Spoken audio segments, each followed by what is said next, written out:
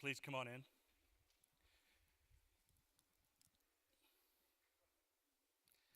I've got an attendance code for you. It is 7283. 7283.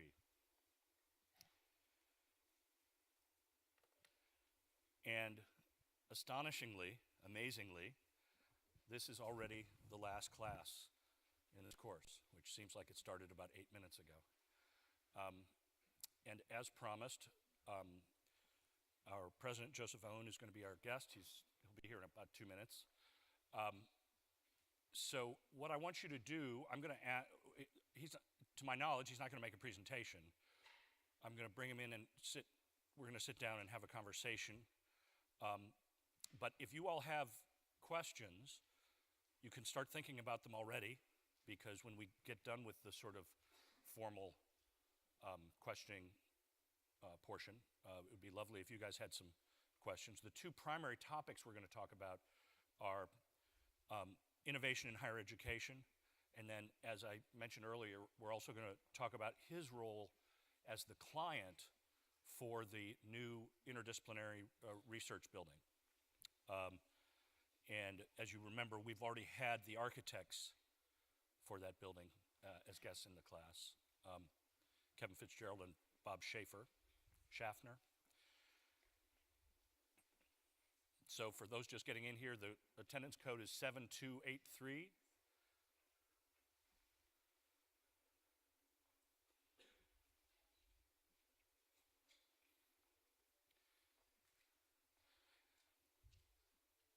And if there's anything before he gets here that you'd especially like me to ask, please don't hesitate to let me know.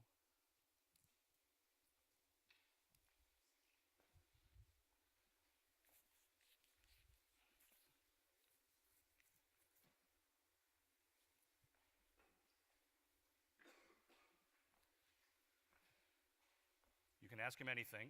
Are the Patriots going to make the Super Bowl? Any of that sort of thing that's exclusively presidential knowledge.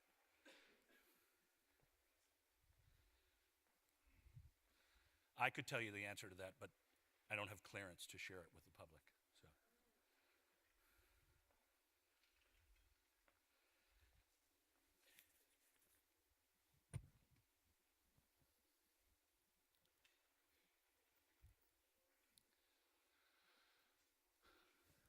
So you guys made out well this semester, having this class in this room, which is such a great room. Next semester, it's going to be in that room that we were in just once, 200 Richards. Not as nice as this, I think. This is pretty deluxe. Yeah, this is much nicer, I think. I think we'll be back here next fall, but next semester.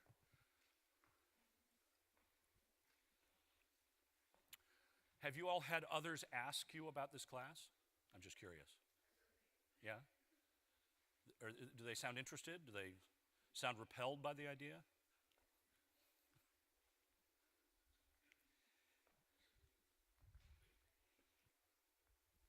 You know, one thing, while we're waiting, one thing that I would like to solicit your input on is, of course, and I know you've already done the trace evaluation, so you probably made some mention of things in that, but if there are suggestions you have for how we might improve this course, I'm always open to them. But also, if there are people that you think would be great guests for this class, let me know, because I'm building an excellent list for next semester, but I'm always, there's always holes in my list of acquaintances and people that I know professionally and so forth. So if you have some good ideas, especially if they're from the Boston area, I'm happy to try to get them to join us.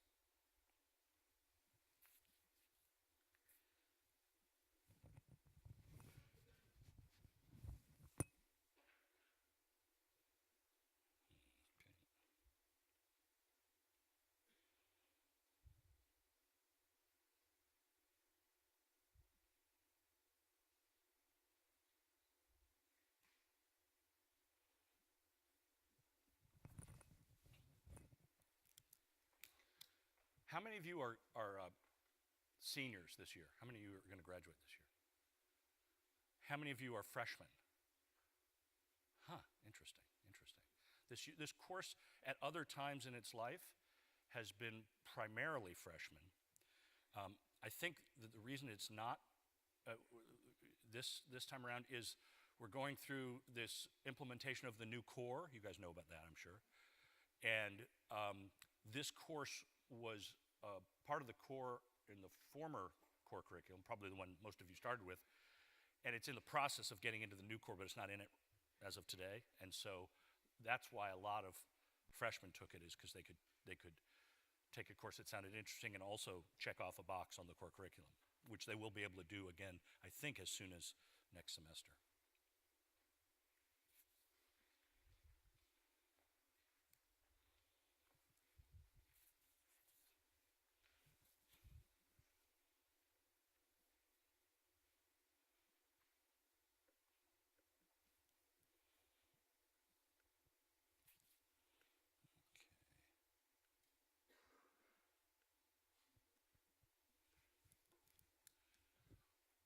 What are some of the other atypical but very interesting courses that you guys have taken at Northeastern? In other words, all of you have to take the basic requirements of your majors, but when you've taken a course that's not sort of in the mainstream of your major, what are some of the ones that you found best?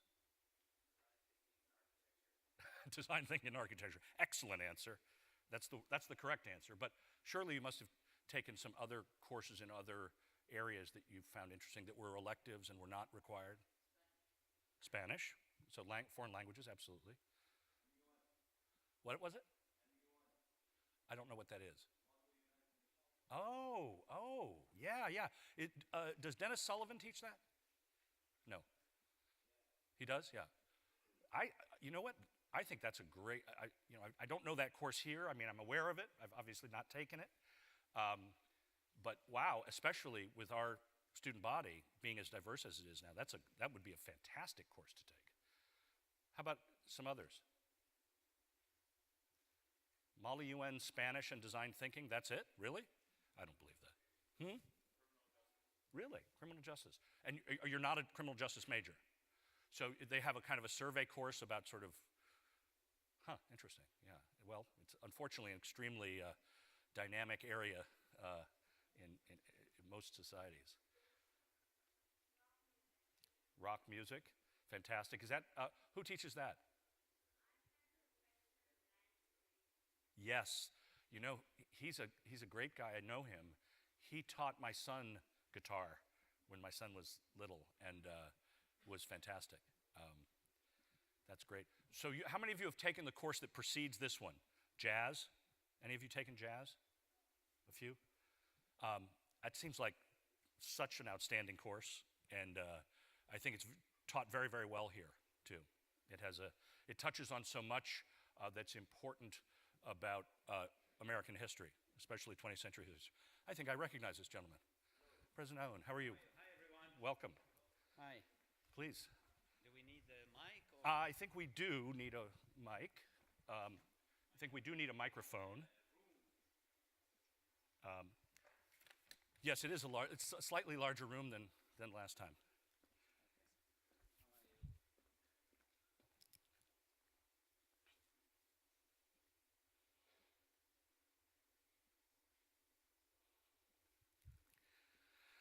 I'm wonderful. Great to see you. Thank you so much for coming by.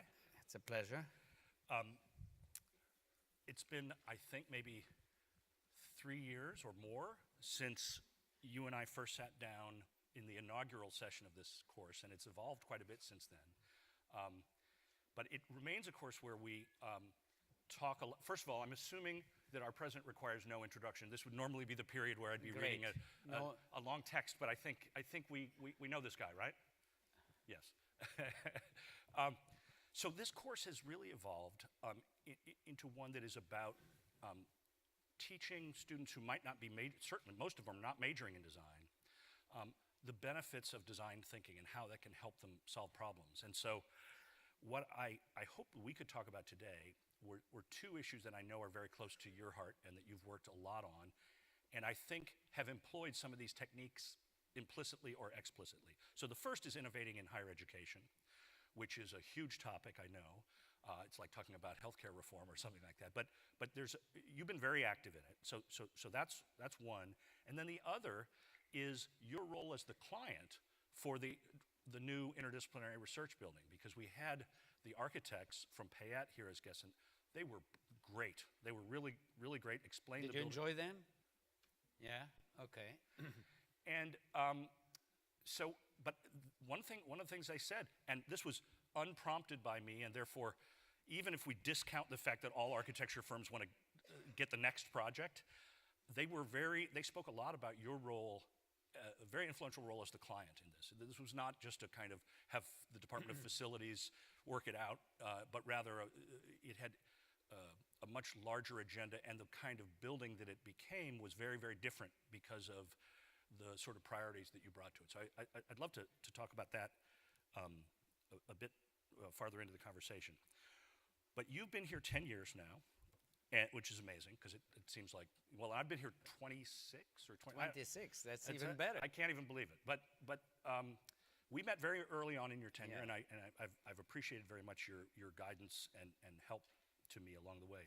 But in higher education, which has been such a changing playing field, let's just get started with, what would you say has changed the most in the last 10 years, whether it's here at Northeastern or more broadly in the higher education world? Well, you know, what has changed the most in higher education is you. That's the first and most important aspect of the change. Because, you know, the expectations are different. You are the digital generation.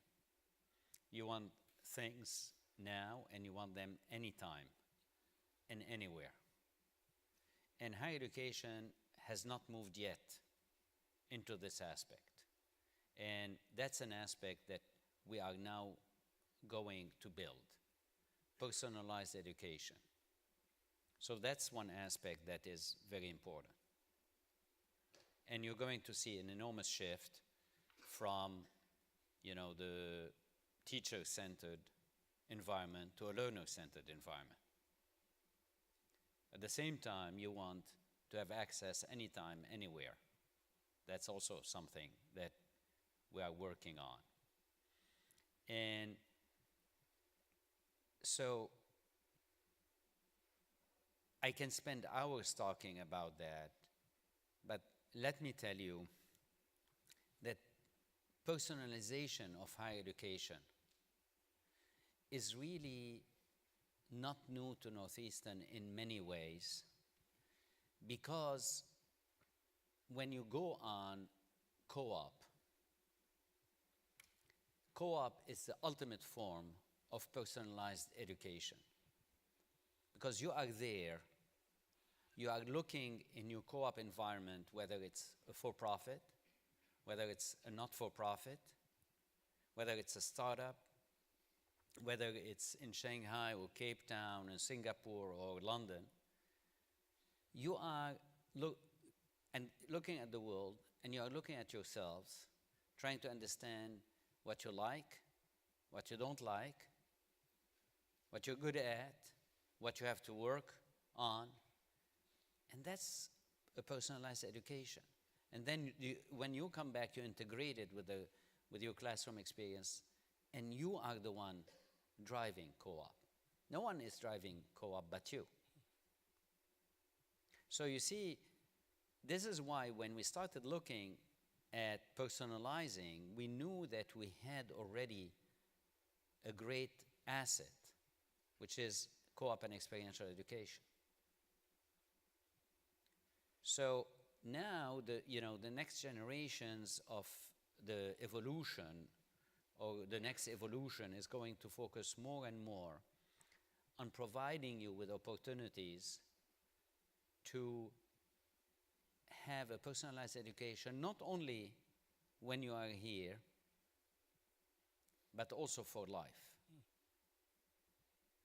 Because you'll ask, why do I need it? Why do I need to have access to learning for life? And that's something we're going to discuss, because you told me You wanted to discuss the notion of intelligent systems and AI, artificial intelligence and robots, and how they impact higher education. Yeah. But to go back to your question, and you are different from your predecessors in your expectations, in what you do, in how you do it, and how you learn. So that's what is going to evolve, and that's what the name must change. Now, higher education is not talking about that. Higher education is not talking about personalization, George. They're still talking about providing the classical, curriculum-based approach. We'll come back to that. Yeah, let me ask you about. I mean, there's, as I said, there's so many ways we can approach this, but I think people in design have always been probably a bit more accepting of the concept of constant change than in some other disciplines. But I think even I wonder, and I'd be curious to know your thoughts. I know a lot of people wonder about this. As we move to personalize education more, as it becomes more of a customized product even or commodity, the idea that the student moves from the way the student was perceived perhaps when we were students as a student to the teacher to more of a consumer model. And we know this is true. I'm just wondering, what do you think how do you think the pros and cons of that shake out? Because I would just say clearly there are some cons, negatives to the personalized education or at least the consumer-based education that we see. There are huge advantages also. It defines in some ways what the author of our text, Tim Brown of the design firm IDEO, calls empathy. What you just described, you're empathizing with the needs of contemporary young people. I just wonder, Yes, I got it. It's a complicated Listen, story. there is something that we need to clarify. There is a difference between personalization and isolation. When we are talking about having a personalized education, it doesn't mean that you are not part of a community, benefiting from this community and learning from this community and giving to this community. That's a mistake that people make. So let me give you an example. How many of you are involved in clubs? Okay. Now, you are involved in clubs because you are interested in the domain, but also you are giving back and you are taking from that. Now, believe it or not, this is part also of your personalized education. We are putting together programs, softwares that will allow you to start thinking about this involvement with the clubs or activities or sports or or research or whatever you do is really a part of your education and being part of this community. As a matter of fact, the more the education is personalized, the more you take advantage and you give to the community.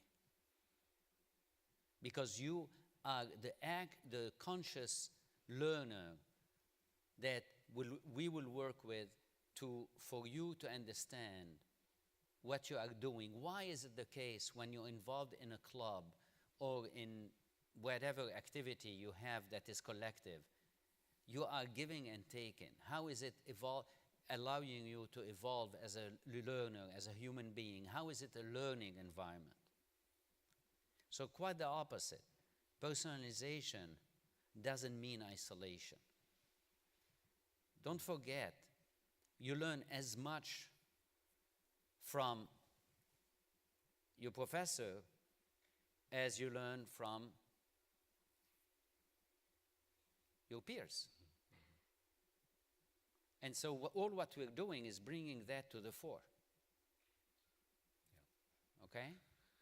This is great because it gets us right into the area of the role of campuses, and in the 25, 26 years I've been here, the transformation of Northeastern is absolutely unbelievable. I mean, in every respect, experientially, but physically as well, as And you know. George played a role in the urban design of this place. I remember the first time I was here, I started 10 years ago, and one of the first projects that, the community was working on is a Veterans Memorial. And George actually was a key player in the design. With Neil Finnegan, Yeah. of course, yeah. I said one of the key Yeah, players, yeah. not the key No, player. no. The sole player, one of the key players. Well, thank you, that's very Yeah. nice. So what's the question about So the campus? about the role of campuses, and we are now expanding, and we now have, Yeah. I think, 4 Yeah. regional graduate campuses. Clearly, as you just were saying, the collective experience of university remains important. How do we navigate the space between the accessibility, let's say, of online programs that allow me to do it when I'm a dairy farmer in Vermont, as well as, on different schedules and all that, with the need for this kind of human connection? Because I think that's a really interesting question. Look, people are social beings. We all are social beings. Let me give you if you look at the courses that are purely online, delivered elsewhere, you know whether the graduation rate is high, low, or medium. What do you think? How many would say high graduation rates? Okay, how many say medium? How many say low? How many would say very low? Well, I didn't know that was It's very low. It's around 6%. People who are on their own drop out. We need to communicate. We need to interact. We need to talk to each other. We need to learn from each other. We need to look at the person in the eye and understand her body language. Is she bored? Is she interested? Is she excited? Is she passionate? I'm not talking about you. Okay? And, does this person stay always in the back in every classroom in order to tweet or Snapchat? Because how many of you are on Twitter? You see, less and less. I'm on Twitter. How many are on Snapchat? Or Snap now, Snap. How many are on Facebook? Okay, so you see, we need this connection constantly, physically and virtually. And the campus is essential. But the campus is essential not only in giving you these connections, sitting next to my roommate, talking to her, talking with my friends, but also is giving you a way of learning about others who are not you. And let me give you an example. When we started globalizing Northeastern, taking it at a global scale, the first thing we did is to bring more international students because international education starts at home. No one is completely global. I lived on 3 continents, I traveled all over the world, and I don't consider myself fully global. Because there are places you know and places you don't. So the first thing we did is we increased the number of international students coming on purpose because international education starts at home for everybody. When you are in the same community, whether you are born in Vermont or in San Francisco, or in Dubai, or in Cape Town, or in Shanghai, or wherever, you are meeting and getting comfortable with people who are different from you, and you are learning from that. And then it becomes a matter of fact that the next step is to go on a dialogue. How many of you went on a dialogue of civilization? Which level is this? Is it It's across, we have freshmen through sophomore. How many went on international experiences? So the whole idea, we couldn't have done it, become a global university, if we didn't have a global mix of everybody. Now, if you ask me, why do we need a global mix? Well, because whether you work in Boston or in Chicago or in London or in Nairobi or wherever you are going to be impacted by the global forces. And you have to understand them, but also it gives you the cultural agility that you need. How many of you remember the ice bucket challenge? What did you think of it? Who liked it? Come on, somebody must have Who liked it? Yeah, why not? Well, in other countries, for instance, in India, they were appalled. Why were they appalled? Waste of water. So what did they do? Instead, they gave rice to be given rather than wasted. Right. When you are in a country, for instance, where there is a drought, people were appalled. So you see, you have to understand at all levels, whether you're doing entrepreneurship, social entrepreneurship, whether you're traveling, whether you're living, whether you need to understand where people are coming from. And it's not given once of all. You have to always calibrate that in the same way that you try to understand your neighbor, you try to understand other cultures. And that puts you in a great situation because, for instance, let me give you an example. At GE, General Electric, the CEO said to his team, if by the age of 26, we have a person working at GE without a global experience, it's going to be very difficult for her to move forward. So going back to your question, the notion of community is important. The notion of a diverse community is important. The notion of an inclusive community is important. And the notion of a global community is important. And that's what the campus gives. Yeah. We don't live in isolation. If you think you live in isolation, you're going to discover that you are missing a lot and you can't do it. You know, the analogy between the physical and the global, or let's say is one that I recognize from, I don't know if you know, but I have a little startup company. And What does it do? We make a mobile application. Of what? It's called Building Conversation, and it allows you to view a three-dimensional model generated in any design program, but in real space using augmented reality. It's very cool. But Do you know about this company? we Have you tried it? Do you like it? What does he have to do to make it better? Give him some advice. We all need advice. I need so advice. True. That is so true. It's called crowdsourcing. But, that's a concept that was started by one of our faculty here. Jeff Howe. I think, Jeff right? Howe. Yeah, Yes. Anyway, so and so I've learned many things about that world, which is so different from higher education in general. yeah. We were finalists in the Mass Challenge, so I got Great. exposed to all that. It was really fun. But a couple of concepts that are very related to the course, the concept of fail fast. I know Yes. you know of it. And, I'm just curious to know how you think about an idea like that in higher education. Because Yes. in our world, I know exactly how we do it. But Not only I spoke a lot about that, and I am even writing, about that. Look, let's start with the first change that you are going to face, and you are the generation that's going to face it. And the generations after you will face it even more.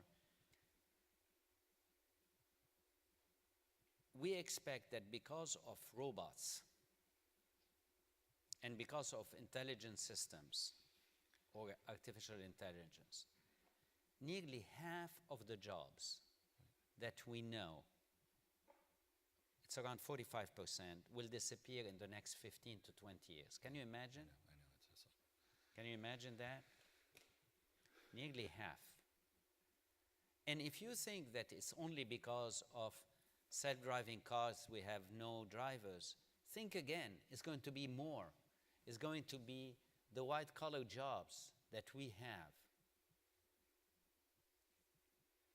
Lawyers, architects, engineers, you know, there will be a real impact on all of us. Therefore, this is why, going back to what I said at the beginning, you cannot afford to consider that you're educated once for all in your life. So what you are building now is a robot-proof life. And what we need to do with you is to build a robot-proof education. Okay? So what does it mean? It's easier said than done, because I haven't, that's a preamble to your question. In a robot-proof education, we have to focus on what humans do that robots cannot do. Creative thinking, entrepreneurship, working with others, thinking about the ethics. So for instance, you know, you say ethics, where is it coming from? Well, you have self-driving cars. Suppose at one point the self-driving car is facing a situation where either it hits 3 people, or it saves the people in the car, or it hits 10 people. What will it do?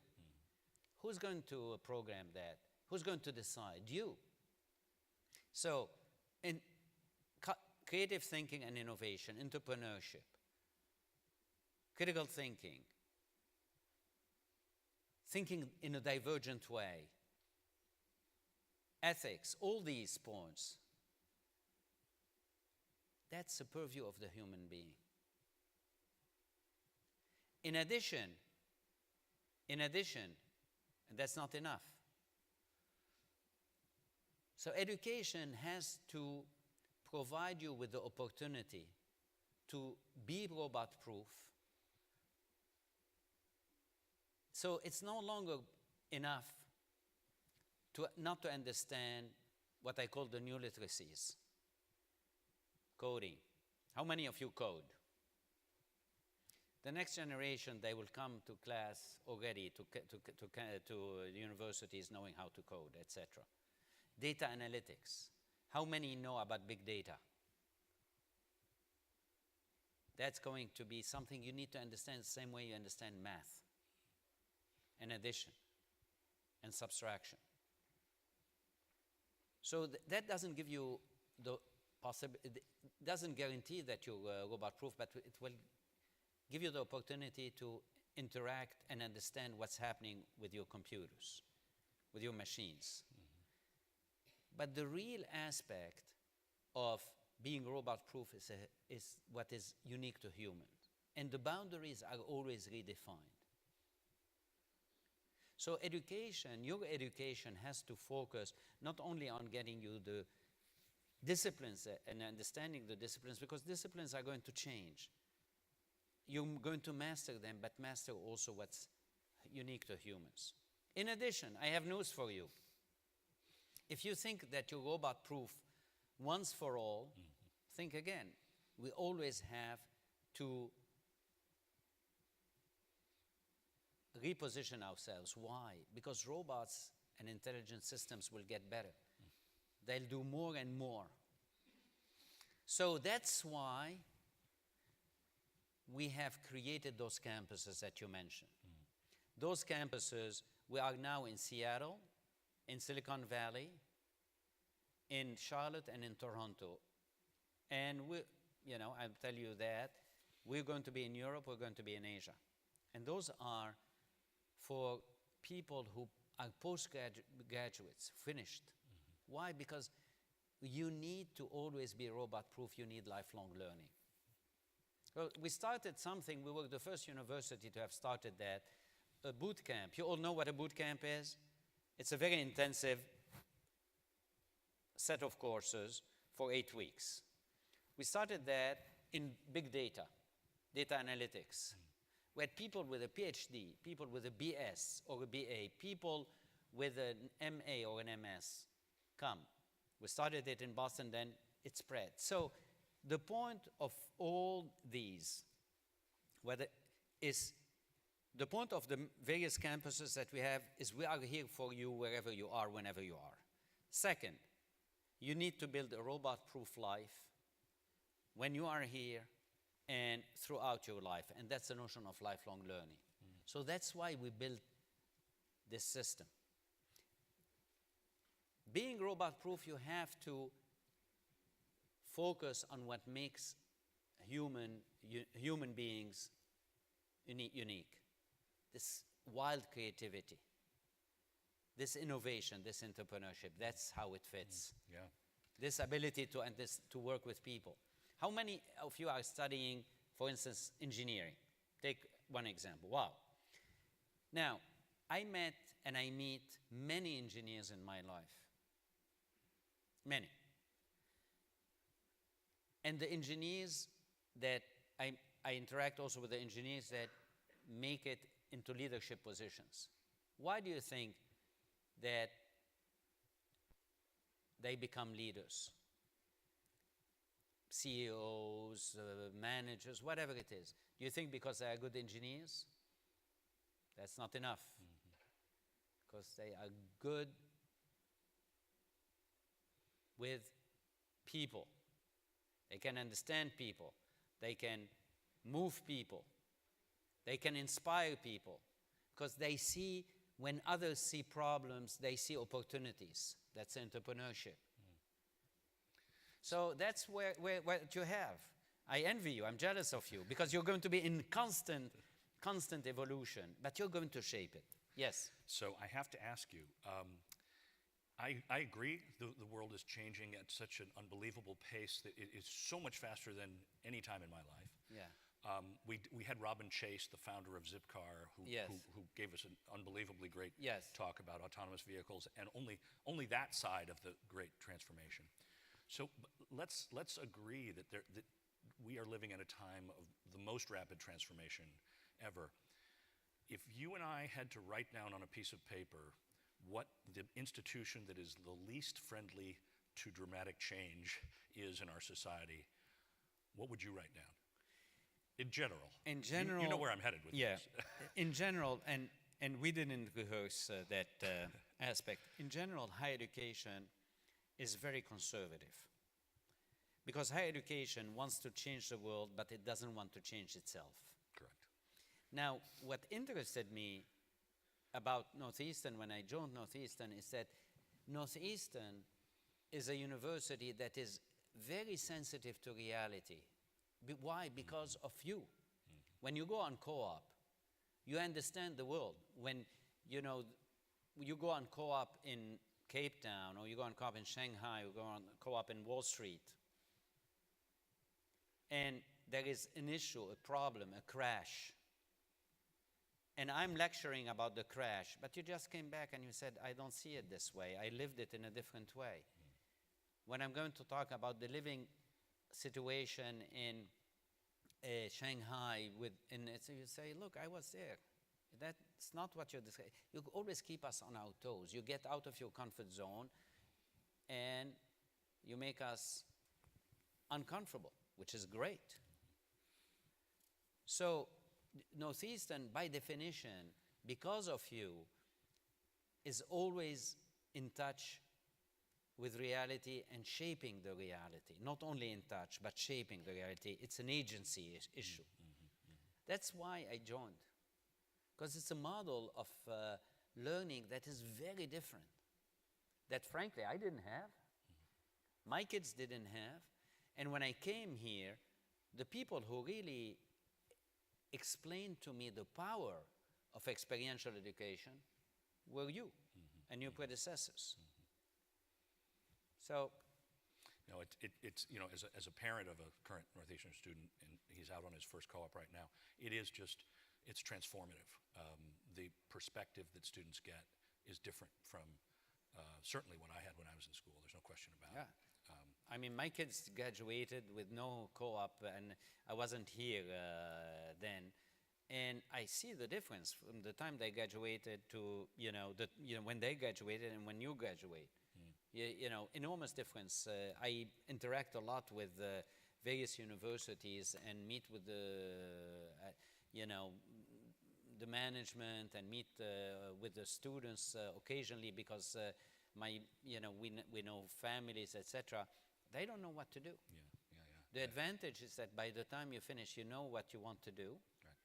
And also, you have a position, you have a job, and you've found out. I will speak for myself. Probably the most important lessons I ever learned were not positive ones, but negative ones. That is what I don't want to do.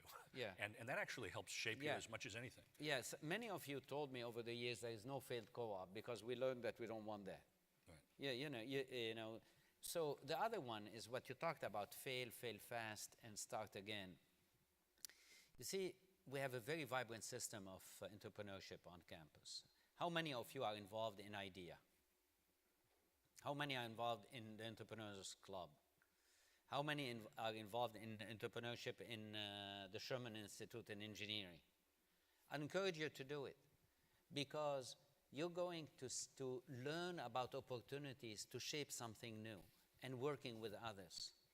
That's so important. We have many, the IDEA launched 225 companies and raised $45 million. Some of them are going to succeed and some are going to fail. But what better environment to do it than in a campus where you can fail fast, and start again? I encourage you to take advantage of that. How many know about IDEA and the Entrepreneurs Club? How many of you know about Mass Challenge now? Yeah. We had the executive director in here, and I encourage them to participate in that Absolutely, and we do extremely well as a university, for the Mass Challenge, year in, year out. So the whole idea is why, because why entrepreneurship? Listen, entrepreneurship is a way of getting you to think innovatively. An entrepreneur is not only a person who starts a new company. An entrepreneur is a person who thinks differently within a company and can reposition the company. Our book, the book we're using, Change by Design, is expressly about this. It's expressly about providing young people with a method for, it's one thing for, sometimes I find that we, and lots of people in education and in society, talk about certain words like innovation, and they use them. It's these my new innovative snow tires or my new innovative car seat, and may or may not be innovative. Anyway, teaching people how to actually innovate, I think, is one of the great things. I think that's one of the ways that we can teach them to become robot-proof. Yeah, absolutely. So I want to, there's sort of a mantra in this course of the 5 terms that Tim Brown uses and the people at the Stanford D School use to describe design thinking: empathize, define, make sure you define the problem correctly. And that's going to be the key one we talk about when we talk about the building. And then ideate, prototype, and test. So one of the things I want to ask you about before we shift gears to the building is about testing, because everybody in education talks about it. In high school education, it means one thing.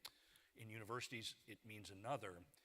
I wonder, as you are clearly one of the higher education leaders in this country who is trying to respond to these changes. I don't think anyone can respond fast enough in a way. I mean, it's just, there are so many, but we are very obviously self-consciously trying to respond.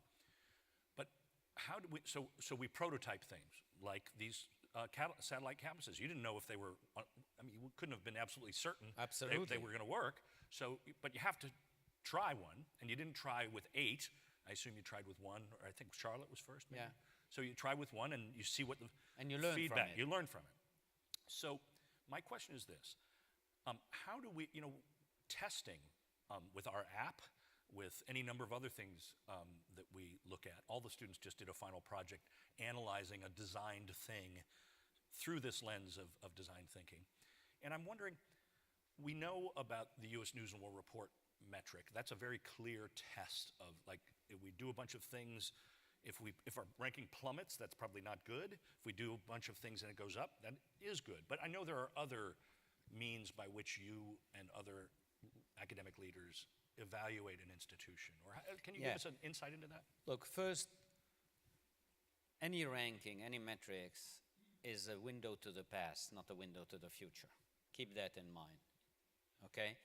At some point, you all know the story about Steve Jobs. They told him, we need to interview people and see what the consumer wants. I said, I'm designing something that the consumer doesn't know about, doesn't know they need. They don't know what they need yet. Yeah, and so be careful. You never do something for the rankings. The rankings are a byproduct of a strategy. They are not a strategy. Can I interrupt and just share with you the other great quotation that please feel free to use liberally in the future? Along these lines was Henry Ford was asked what his customers would have asked for, and he said they would have asked for a faster horse. Yeah, I know about this one. It's great. You know, and frankly, Henry Ford himself made a mistake because he thought only T models, only black T models. Right. And when the competition started introducing colors, he was late to the game. Anyway, so what's the question now? Well, we were talking. Let's see, we were talking about fast fail, and then we were talking about where were we going with this? The change, the design and the change. Yeah. And testing, and the metrics. Listen, the mistake that many organizations make is to want to have a consensus. Whatever we want to do, we want everybody to buy into that. Why? Usually when you have a change, when you want to introduce a change, you have three groups. You have a small group of early adopters. You heard about the term of early adopters. You have a small group of naysayers because they have something to lose. And you have the large majority is what? Is neutral. I don't care. So what we do, because we have a culture of experimentation, is who is interested in pushing this, in adopting this? They become the early adopters. They shape it, they look at it, we all learn from it, and little by little they become the ambassadors that bring others. That was when we started globalizing co-op. Some students were, oh, great, I'm very much in favor. Some students say, no, I don't want to do it. And the majority was neutral. But then the ones who were on global co-ops became the ambassadors to explain that. But then the next step, the students came and said, when you go overseas, you incur more expenses. How can you help? So we moved all the presidential scholarships to support that. But that means what? That means that people already have adopted the global co-ops. It was a second stage. Similarly, let me give you an example. How many of you use Garmin Valet? You know this company called Garmin Valet that is around? They'll come and pick up your car and go park it for you and then bring it back? No, the Garmin Valet has been started by Northeastern students some years ago, maybe 7-8 years ago. They pick up from your dorm your clothes, they clean that, and then bring it back. You text them, they text you back. Garmin Valet. So talking about testing and experimenting, they started by calling it Husky Valet. Okay? And then they learned a lot because the first year, the person who started that was about to go under. The company was about to close. Why? Because his systems were not good enough. So he went to students in computer science, he integrated them, and they had a much better system. Second, they realized that students didn't want other students to wash their laundry, so they brought people, they hired people.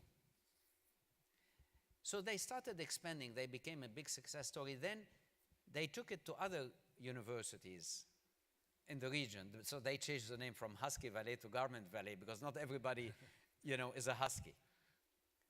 So you see, they learned from the near-death experience. They learned from their mistakes, and they learned from scaling up what it needed to be done. And there was no recipe. And the beauty is that they learned that not one discipline can do it. They brought engineers, computer scientists, and also people from the McKim. And now the beauty is that they can bring people who understand design. My son is a techie. He built a company and sold it to Google, and now went there and then left to start another company. The notion of design is essential in what they do. No, it really is. It really is. I mean, this is it's a big differentiator.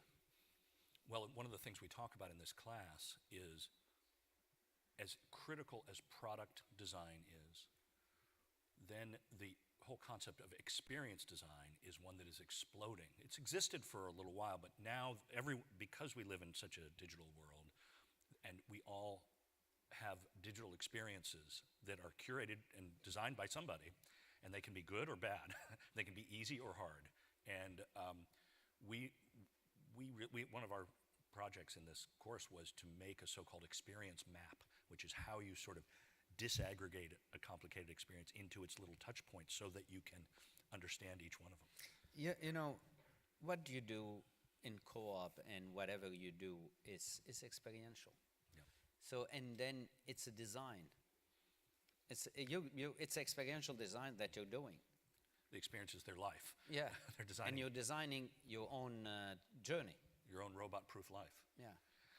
Let's switch gears slightly now and talk a bit about the building and your role as the client, because I have to say, it's not a process I was involved with in any way, and it's not one I really followed that close. I was aware that it was going on. I think the building looks great. Have you visited the building? No. It's not open. We're going to open it in January, so we're going to make sure that you will be the first to go, among the first to go. Yeah, if you visited it, you're in a lot of trouble. No. Yeah. But the reason I really want to talk about it is not just because I like cool architecture, which I do, but because it seems to me a very clear example of how different stakeholders would have defined the problem differently, very differently. So if you had asked, the treasurer, we have this amount of need for researchers, and this is how much it costs per researcher. Give me a sketch of what you think we need. If you'd asked facilities, maybe, they would have come up with something else. But you had, if you'd asked just the researchers themselves, they might have come up with something else. Can you tell us a little bit about what you talked about with because this sounds like the ideal client to me, by the way. Someone who really understands that architecture is not, as the great critic Nicholas Pevsner once said, architecture is not the same as mere building. So what were your ambitions for this thing from the start? Yeah, I mean, look, we're going to open this new science and engineering complex.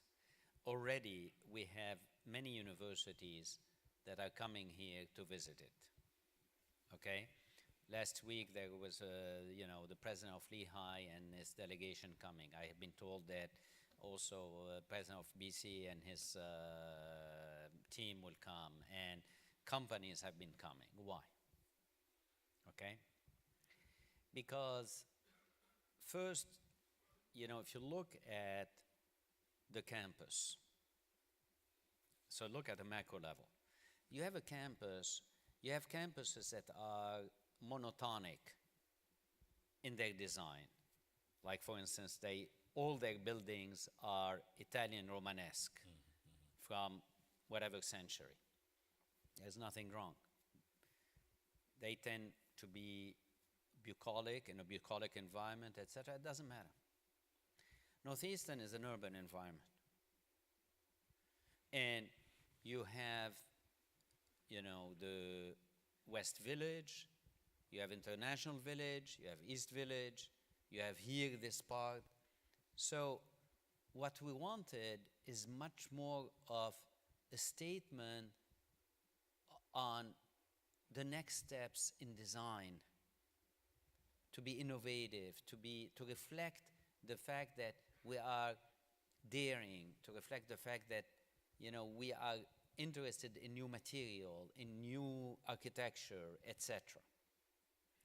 So Payet, and who came here?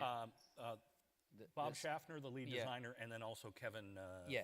So Payet, Sullivan. you know, there was a worldwide competition. Payet is an architecture firm here, and the finalist was, we had people from Europe, from Italy, from all over the world. Everybody wanted to have this job because it's, you know, it's a large job and it's a marquee job. So we focused after this competition on two firms, one from Canada and one from Boston. We went with Payet because Payet was much more daring and receptive to being daring. Because when they worked with other universities, but other universities were conservative. But in discussing, in talking to them, that's why the submission is not enough. In talking to them and pushing them to think outside the box, they were able to do it. That's why we selected them. So we started working together on looking at the science and engineering complex as a statement from outside. And you saw the architecture. You can see it from outside. And they even traveled to Holland to look at the material that you see, etc. And we pushed to make it a statement about design, a statement about innovation, a statement about also being part of Columbus Avenue and opening Columbus Avenue to the community too. You'll see also the landscape is along these lines. Then the same thing when we started looking at the inside, we wanted the users, the students, the faculty, to be bumping onto each other, not to be in their rooms. So all the labs are on one side, all the offices on the other side. So you have to walk into the labs, and all the labs are open to interact with others, to share coffee, to share, sip of water around whatever it is, and talk and interact. And so we made it completely open.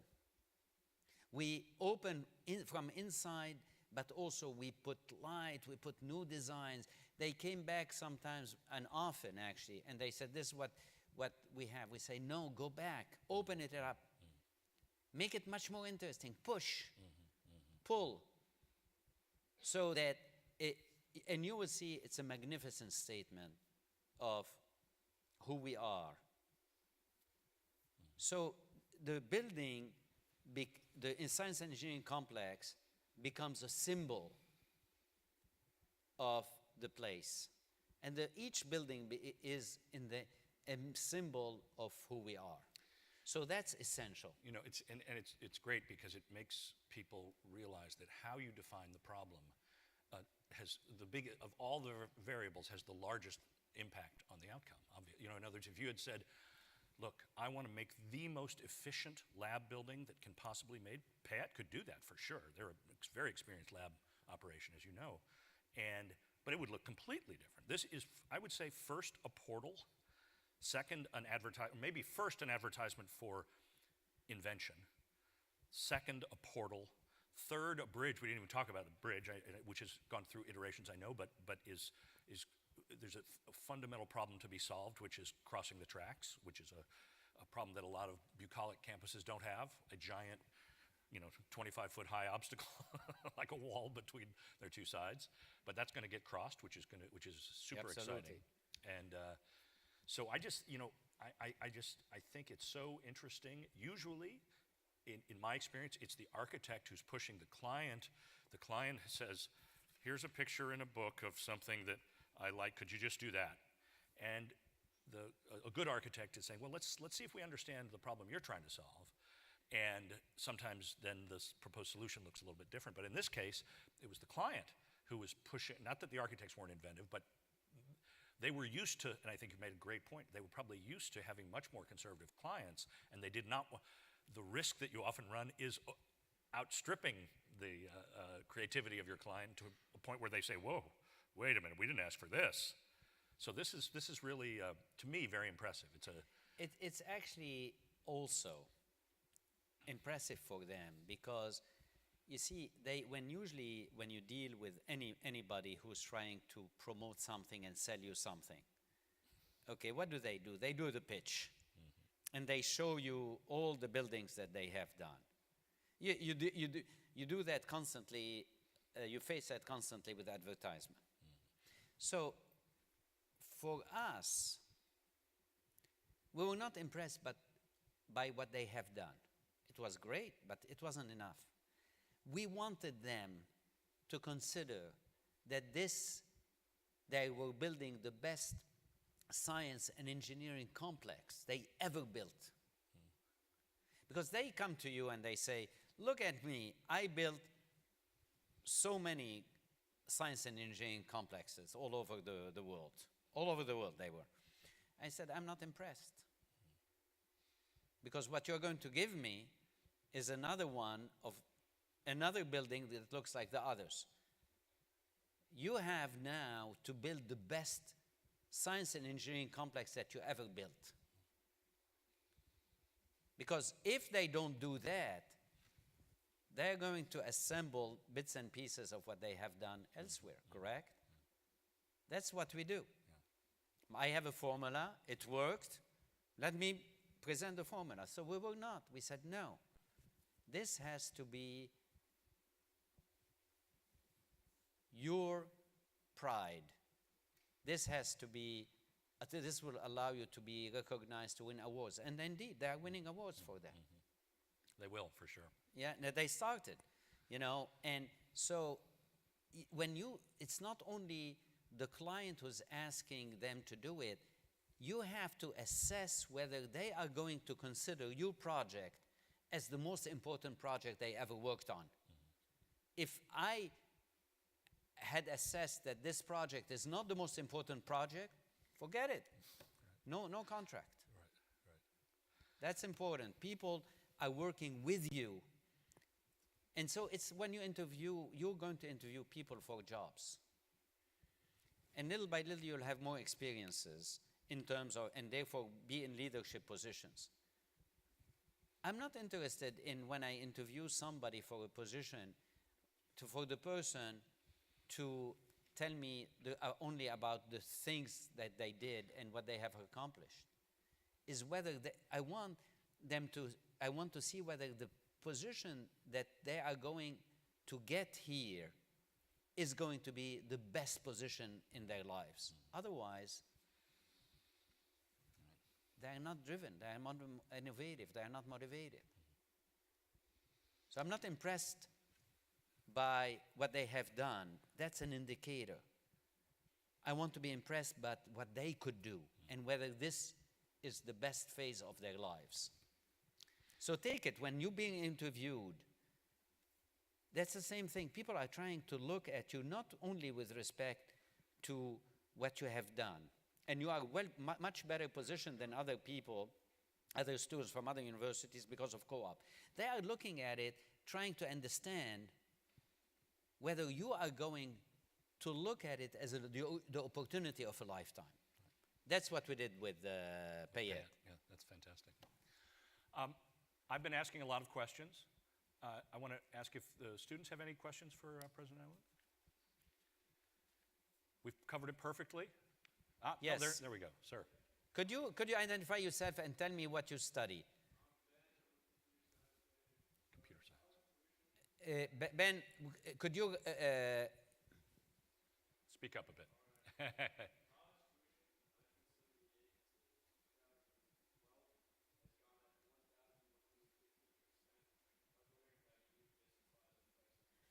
Yeah, it's very simple, Ben. You look at the first thing you look at is the financial aid. Financial aid increased double the rate of increase of tuition. So keep that in mind. So that's an indicator for you. And we have now the following. We have, for all the students coming, we have a guaranteed financial aid for 4 years, and if their situation changes, then also the financial situation changes, their package will change accordingly. Second, that we meet now the unmet needs of all the students. And third is the level of debt of the students went down dramatically. Fourth, in your hands, and listen to me very carefully, you can finish what you do in 4 years and not in 5. You can finish in 4 years and have 2 co-ops instead of finishing in 5 years and 3. If you finish in 4 years with 2 co-ops, stay the 5th year and do a master's, and you'll have a co-op, the 3rd co-op, but with a master's.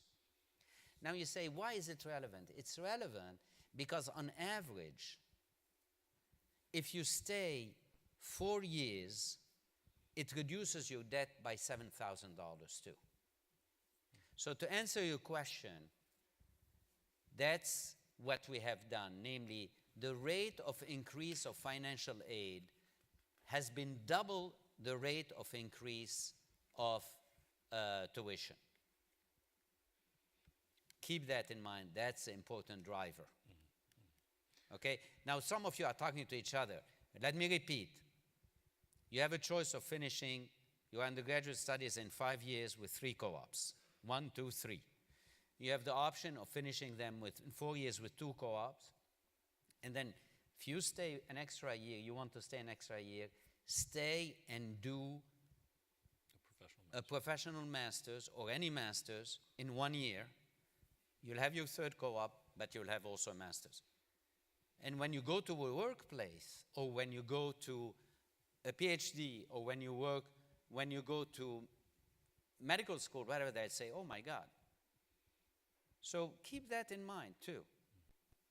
You have choices that you can make.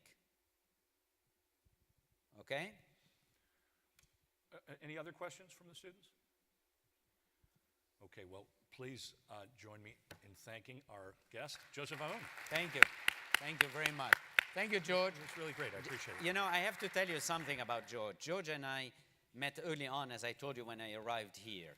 He has been a builder. That's something we didn't cover today. George built a great architecture department. And, you know, you may not realize that because he doesn't talk about it much. And also, George has been very a public intellectual talking about architecture and design in the city and nationwide. Are you having fun with him? Yes? It's coming I didn't hear. Are you having fun with him? Yes, of course Of we course. are. Okay, great. Thank you, guys. Thank you, folks.